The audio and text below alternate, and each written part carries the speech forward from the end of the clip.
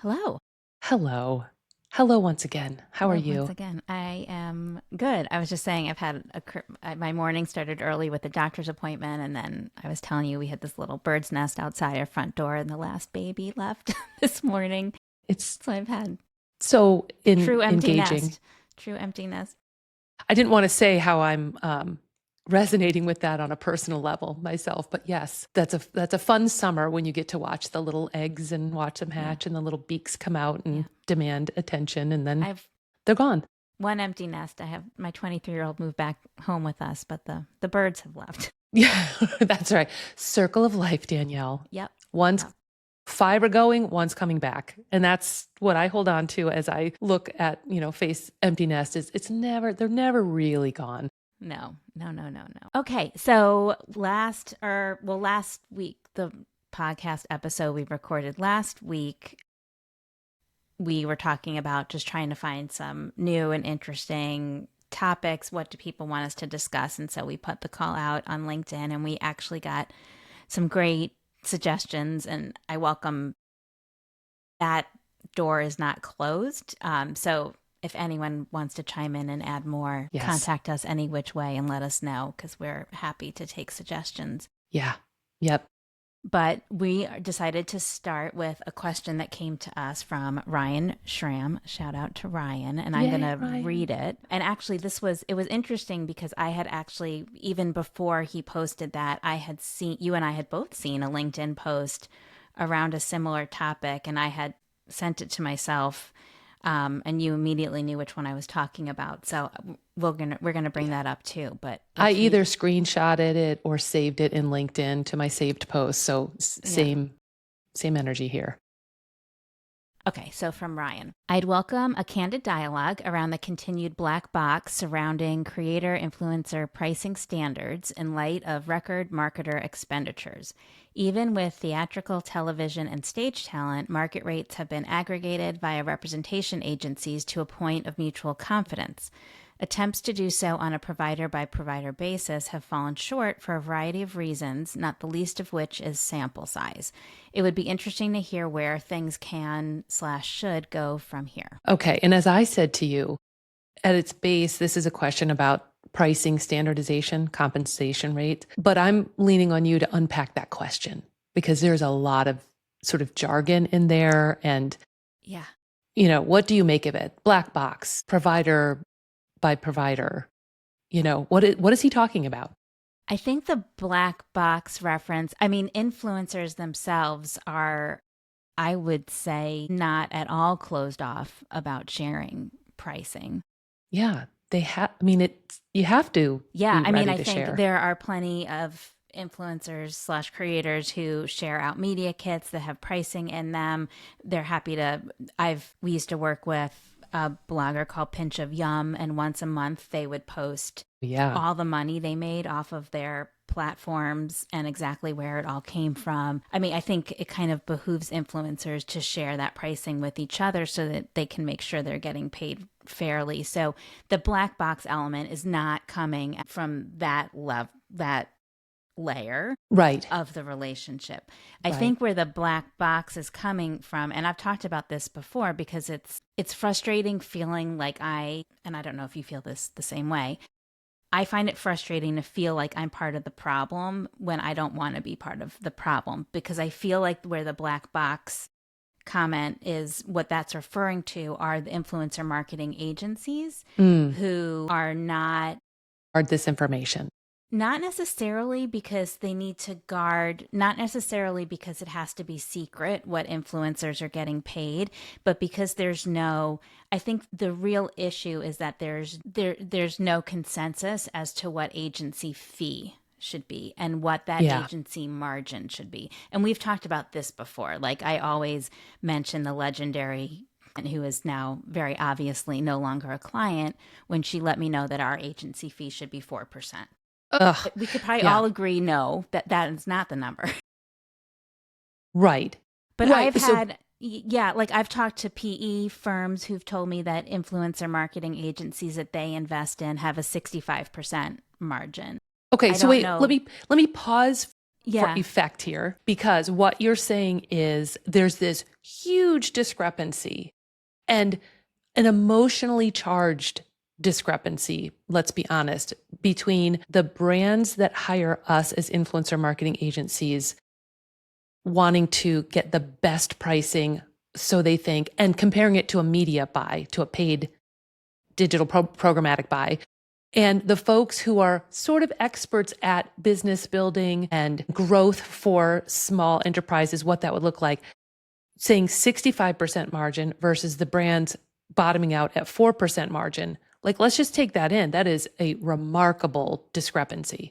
And I'd like to actually go a step back. And the reason I think this is all a problem is because influencer marketing agencies, for whatever reason, have run on a flat fee type of model. Like a project by project. Like a project by project, Okay. or even for our annual clients, we say, this is your budget for the year. It's Yes. not a monthly retainer. We say, Right. this is your budget for the year, and it's going to include roughly this much content or this many video views, this many influencers, whatever it is that we put into it. But here's your program. It's $50,000. This is your $50,000 program. It includes the influencer costs, the agency fees, Yes. and any kind of paid amplification that we're going to do. And right?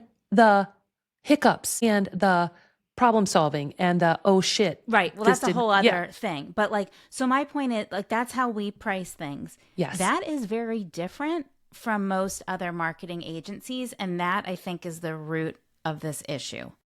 Right. Most other advertising and marketing agencies charge hourly fees and then out-of-pocket costs. And if we did that, this would not be an issue. If I said to you, here's your out-of-pocket cost, this is what all the influencers cost, this is what the advertising costs, I'm just going to pass those costs on to you. And then I'm going to charge you hourly for all the time it takes, and I'll estimate it.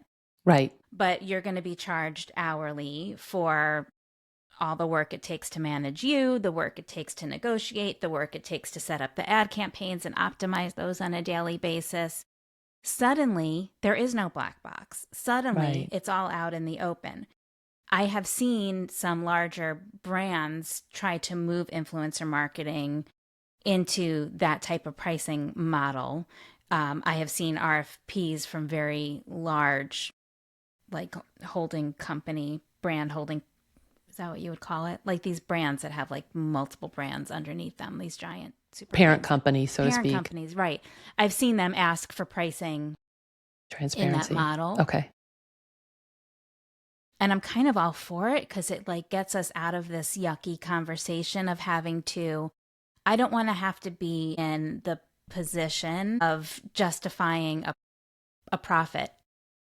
Yeah. Of course, I should make a profit. I'm not in this is not like a volunteer effort. Right. On and my part. And that goes back to, because we're very aligned on this, our ideal clients are going to be those brands and agencies who want us to thrive, like need us, want us, are rooting for us, understand the pricing dynamics there.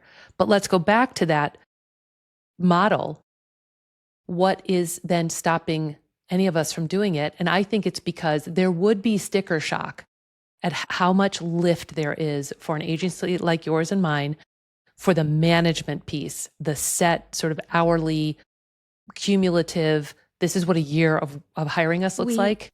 100%. We had a client a couple of years ago who was kind of a hybrid situation. So we price everything on this more flat fee model, but then they would ask us quarterly for our like hourly rate reports. Because they would say, why is this costing so much? Right. Why is Break our why is, what's our margin? And I would say, here's what the agency fee percentage is. That's what the margin is. Well, how do you justify that? What's included? And I would send them the hourly rates. And like they were, like she was gobsmacked every time. And how much work you were putting into it? On earth did this one report request take 24 hours? It's man hours. Well, lady, you asked us to redo it 6 times and kept changing it. Right. The stark reality is, right. Where do we even start with that? Like, poor Ryan. Sorry, Ryan. We'll get to your question, but it's like a Pandora's box of reality. High maintenance people, clients or not, don't realize that they're high maintenance. Right. And they're the most costly Right. for all of us. Right. So, I mean, so that's, I don't know where to go from there, but that's the crux of the issue is that agencies have created this kind of black box environment because there's hesitation in sharing out what that agency fee is, because I think there's a fear. Listen, I can tell you it happened to me. I shared out what our agency fee was and I got hit back with, well, it should be 4%. You're Right. crazy, lady. And then we lost the business. Yeah.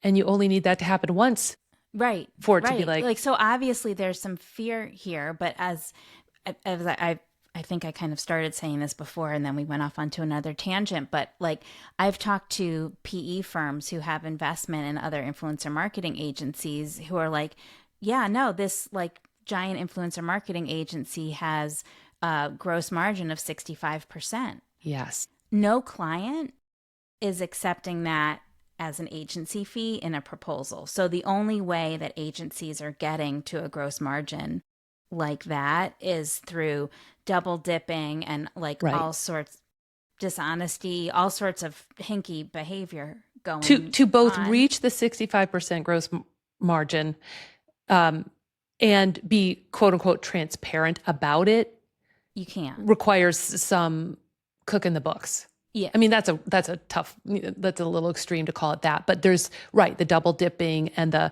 not bucketing things into that agency fee that really ultimately belong there, but you call it a talent fee, you call it a reporting fee, you call it whatever Right. to make people happy. And I think again, the problem, and I just put up a LinkedIn post that sort of touched on this. There's this two brains about it, or us versus them, of continuing to think of influencer marketing as performance marketing and as paid as part of your media buy.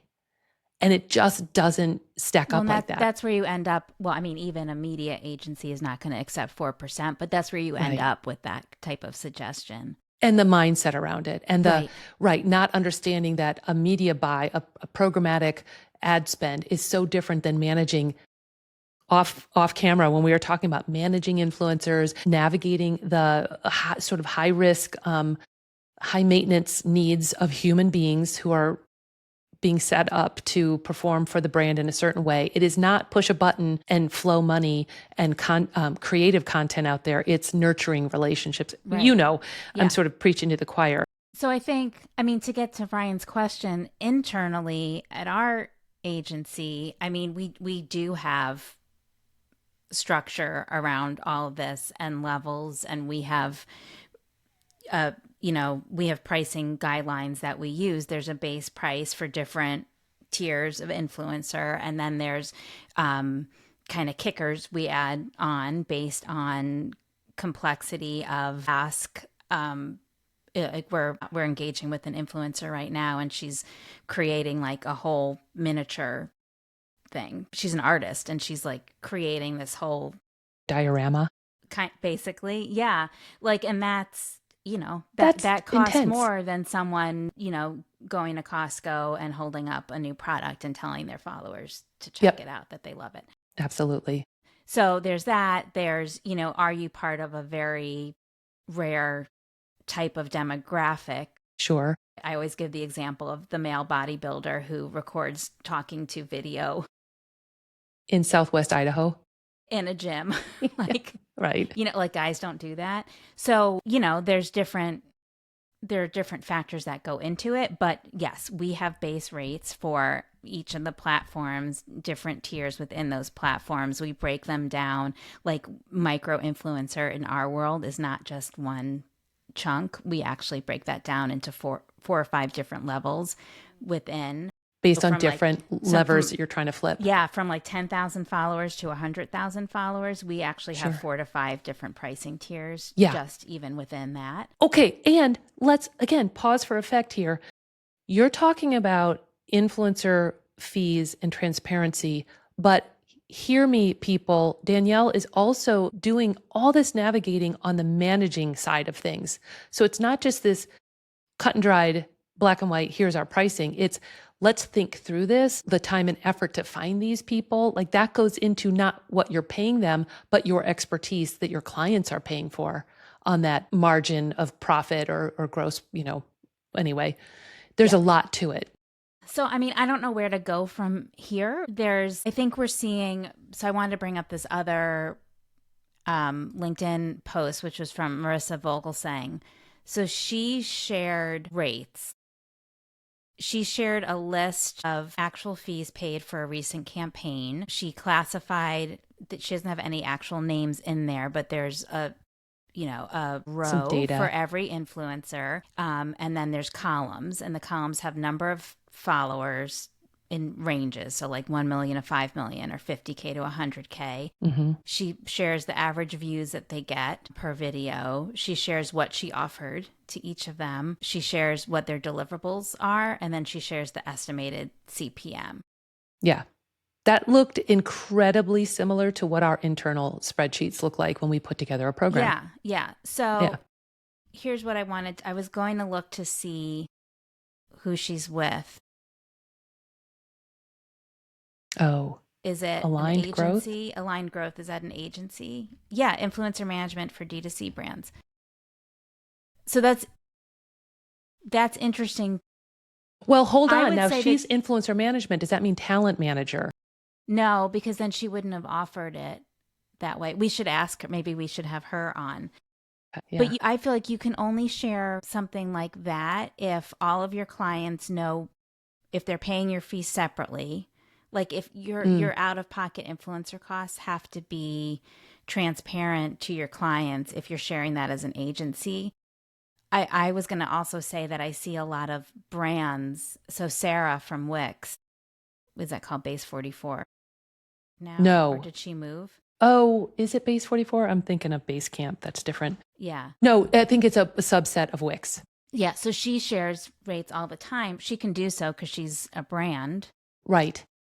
So that's getting back to Ryan's question, like this black box is coming from the fact that there is not, I think the real issue of no consistency and no transparency, I think it's a red herring. Yes. The no consistency and no transparency is not actually with influencer rates. I would argue that all of us agencies and all of the brands who are paying are very well aware of how much they should be paying, and they have a system for that if they're doing a good job. The real issue a learning curve. Yeah. Oh, certainly, like you learn it. The real issue, though, is a lack of understanding and consistency in what agency fee should be, because when you have to be cagey about what that agency fee is, that's when you start to hide stuff like what is the actual fee that the influencers are getting. Which is why I wanted to unpack the question that he asked, because I want to know why this is a problem for him. Where does he sit in terms of ownership of these relationships or these campaigns? Because, again, it's the problem before the problem. It's the unspoken. When you and I have clients who come to us and say, I'll speak for us. We guide our clients into what's the one outcome you want from this? What's your goal here? We establish everything based on that, the roadmap, the avatar for the influencers, the reach, depending on the KPI, right? And not our rates necessarily, but we'll know then, like you said, the rates for the influencers. If along the way, that brand client starts to make decisions about, we want to see the rates of these influencers. Well, why? Like we've already agreed we're going to meet your goal. As you know, like you've guaranteed certain aspects of it. We're packaging this all together. Well, we want to make sure we're getting the best investment. Well, now you've just changed your KPIs for this program, right? Like you unintentionally, by saying, we need to layer on this other deliverable or this other proof point for our CMO or whatever. Okay, but that's a different if you want the cheapest program out there, if you want the one with the best CPM, that's totally different than we want to get as many influencers with this avatar in this corner of the world speaking to the camera. Like, let's back up and understand you're trying to do a lot. And so the question to me, a lot more than is feasible in any campaign. So then the question to me is, Ryan, if you're feeling like there's a black box there, where's your ownership? Why do you need to know that? Yeah. And I would argue it's because there's in everything that you said, Danielle, but also there's, like, say he was brand side, there's internal conflict about what success looks like that hasn't been nailed down. Right. And so now it's a CYA move. I think there's one other element here just to confuse this. I don't know if it was already confusing, but let's add some confusion to it. We are often able to get better rates for influencers than brands can for several reasons. So we take a lot of work off the plate of the influencers. They're not having to negotiate their own contract. They're not having to back up. They don't even need to market themselves. They don't have to market themselves. Right? They're not doing cold outreach. They don't have to negotiate the contract. They don't have to follow up to get payment. Right. So they're not doing collections. We're checking. We have a team that checks their work. So if they happen to miss something, we'll catch it and we'll help them out with it. We're handling. So there's a lot that is. Plus, they know you. They trust you. Well, and that's the other piece of it. They know that we have other work on the horizon. So for them, it's the carrot. You know what? I can give Sway Group a preferred rate here because I know I'm going to get multiple access pieces to of work. Yes. From them. And they're going to advocate. Yes. Thank you for bringing all of that up. So that's a much different spot for a brand. Like when the brands are like, why is nobody responding to our outreach? Danielle and I have some ideas why, but it's building that equity 100%. There was something else in his question about that there has been some transparency achieved sort of at scale, maybe when dealing with larger entities, some agreements there, but provider to provider, it becomes Attempts dicey. to do so on a provider by provider basis have fallen short, not the least of which is sample size. I don't know exactly what he means here. So read the sentence before that. Even with theatrical, television, and stage talent, market rates have been aggregated via representation agencies to a point of mutual confidence. Okay, so I'm thinking that means like the UTAs, the CAAs, the players in the entertainment space have such volume and they're negotiating for enough influencers that I think he's talking about talent. Theatrical. Yeah, like you're singers, booking someone for actors. A commercial. Yes. A TV commercial. Like this is a standard rate. Right. For that. Just like a regular commercial. I'm not talking about like when Steve Buscemi's in a commercial. I'm talking about, like some random person commercial in a Garnier ad. Right. Yeah. And then provider to provider to me feels like these pop-up talent management, not even pop-up, like the Viral Nations of the world. I don't know who else is a large talent management. Wasserman, we do somewhere. That's another one. Maybe Whaler is too. I don't know. Yeah. Where there's a layer of management in between. And I think that should be providing consistency and transparency, and it's not. Because this is where I'm seeing in our industry, which really means on LinkedIn, for the most part, people shaking their fist at why are influencer rates all over the map for the same set of deliverables?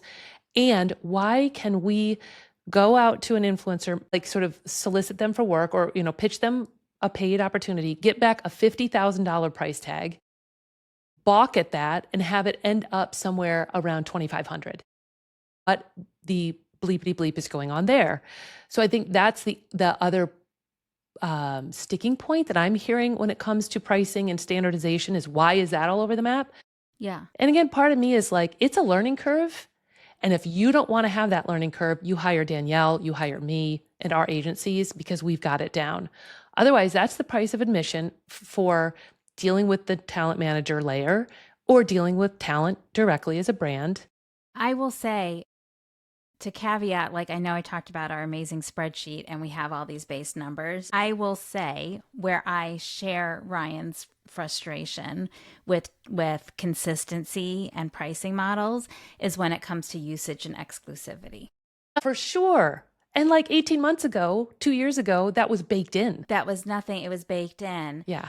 So, I mean, when we approach influencers or when we put out a call on a campaign, we're very clear about what kind of usage and exclusivity we're expecting within that ask. Mm-hmm. And so when we're saying this is the rate we're paying, or on some of our campaigns, we do like a name your price something, we're saying, name your price. Note that it includes Yes. this much usage, this much exclusivity, this is our expectation.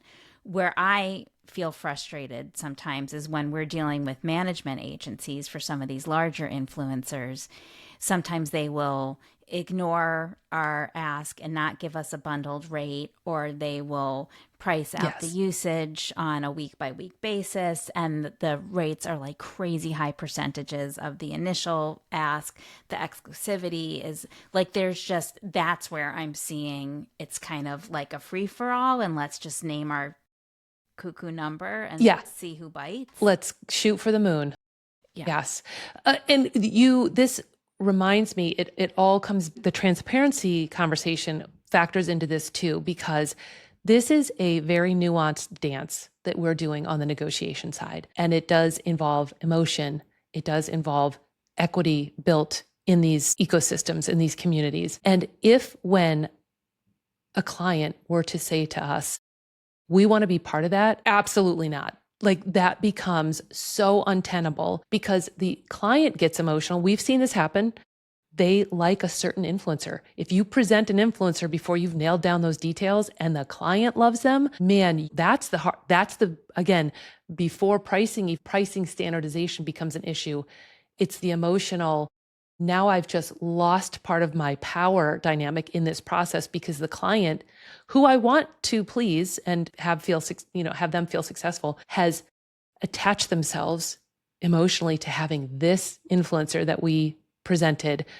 And the minutia of what you just laid out, the base rate, the licensing, the whitelisting, the usage, number of months, the competitive, the non-compete, all of that, that's why you're paying us. Is so you don't have to be dragged down by that, because it does become an emotional block. And sometimes it's a bummer. Like we had a campaign we were working on, and there's an influencer who I really love. He just moved to Michigan and he does a lot of gardening stuff. And I adore his content, and he has great engagement and he's super compelling. There's like so many things to love about him. And we were looking for influencers that kind of fit his exact vibe, exactly who he was, Aesthetic. And we had budgeted for his size of influencer, and we reached out to him and he was charging 4 times more than what we had budgeted. Does that mean we didn't budget enough for the program? No, we actually got someone way bigger than him who did an amazing job. It just means that this guy, he's just very specific. He's able to get that rate.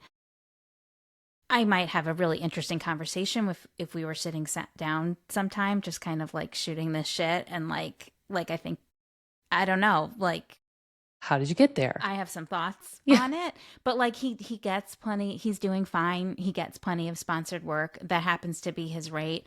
For another program, it could make sense for us. For that program that we were doing, we did not have to be paying that. Right. But like if we were dealing with a client who was insisting on working with him, or we had built this program just around him, like it would have been kind of a disaster. Also, if we didn't have those base rates, if we didn't have that knowledge and understand what someone of his size doing that type of content, what that was actually worth to us and to our client, we would have likely paid what he was asking. Yes.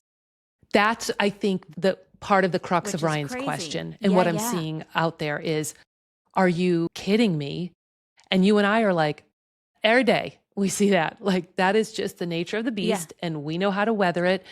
Let us do our jobs here and we will nail it. There's enough talent out there, and we're not commoditizing. You're not saying we're going to pay base rights. You're like, we know. No. Like that guy, like if we're doing a gardening program just for Michigan gardens, and it has to be someone who, is that specific, we will budget enough to pay him, because we know that that's very specific. This other one happened to be kind of like an eco fashion thing. There are plenty of other people who could do. He's not a unicorn in that world. Yeah. And this is, again, an example, Danielle, of where we are pouring knowledge bombs out. We don't sometimes even realize like how valuable our tenure in this industry is, because you take that knowledge, you aggregate it. Every client that we work with benefits from this curated knowledge and these outliers and what they mean. Not just, here's our spreadsheet, suck it. This is all we're doing. We are navigating and highlighting the nuances in a way that's going to benefit every program. So back to that frustration, I think the frustration is people that don't have that tenure, people who are writing, their mouths are writing checks that the reality of our industry can't cash. Right. They're frustrated because they got themselves into a pickle. And you and I are like, we have a safety net for that. We have a plan for that. And P.S., you don't need this person for this. We're gonna nail it without quadrupling the budget. Right. And I'm not sure if we've helped him, if we've guided him at all in this, but it's a really robust debate. And remember, at Nimbus, we talked about this in April, it must be the brands or the agencies who are representing them leading the discussion. It has to be. You can't leave it to the whims of the influencer because it's so wide open and all over, or you end up frustrated. So that's the other piece I would want to cap this off with is, as an industry, we have to commit to that the folks running and designing and implementing the campaigns need to own the budget conversation and the investment levels and the pricing standardization and go from there, and trust your people to do it, whether it's an internal team or an expert agency like one of ours. Okay. This was good. Good stuff. Yeah. More next week. See you then. Bye.